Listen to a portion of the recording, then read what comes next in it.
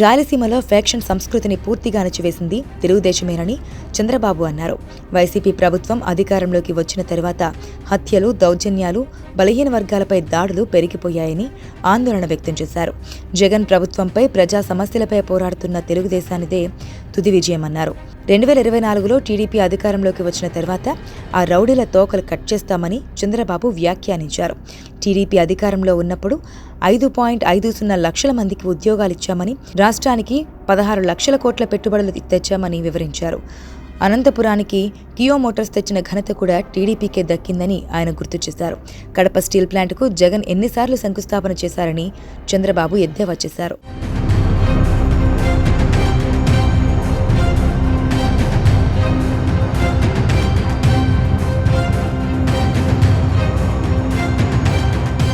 యువతకు జాబు రావాలంటే బాబు రావాలని, ఇది అందరి నినాదం కావాలని చంద్రబాబు అన్నారు.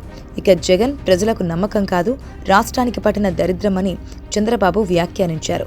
జగన్ ప్రభుత్వం అధికారంలోకి వచ్చాక అన్నా క్యాంటీన్, చంద్రన్న భరోసా, విదేశీ విద్య ఏమైందని ప్రశ్నించారు. ఎస్సీ, ఎస్టీ, బీసీలకు సప్లాన్ ఉందా అని చంద్రబాబు నిలదీశారు. టీడీపీ హయాంలో సంక్షేమ కార్యక్రమాలకు స్వర్ణయుగమన్నారు.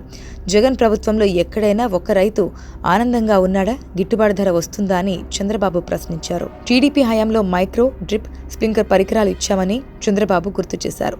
రాయలసీమను హార్టికల్చర్ హబ్గా చేయాలనుకున్నామని, తమ హయాంలో రాయలసీమలో ప్రాజెక్టులను పరుగులు పెట్టించామని చంద్రబాబు తెలిపారు. పట్టిసీమ ద్వారా రాయలసీమకు సాగునీరు ఇచ్చామన్నారు.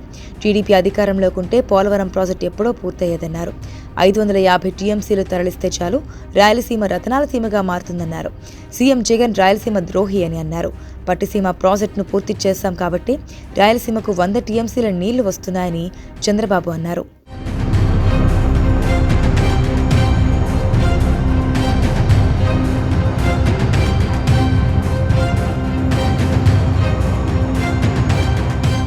జగన్ అవినీతి 4 ఏళ్లలో 2 లక్షల కోట్లు, అతని మంత్రులు, ఎమ్మెల్యేల అవినీతి మరో 2 లక్షల కోట్లు, రాష్ట్రంలో ప్రజలపై వేసిన పన్నుల భారం 5 లక్షల కోట్లు, జగన్ సర్కార్ అప్పులు 10 లక్షల కోట్లని, ఈ డబ్బంతా ఎవరి జోబుల్లోకి పోయిందో జగన్ సమాధానం చెప్పాలని చంద్రబాబు డిమాండ్ చేశారు.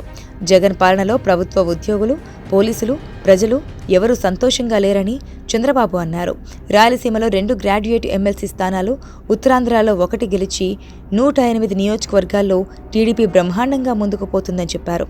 జగన్ 4 ఏళ్ల పాలనలో ప్రజల్ని ఇబ్బంది పెడుతూ ప్రజా హంతక పాలనతో ముందుకు సాగిందన్నారు.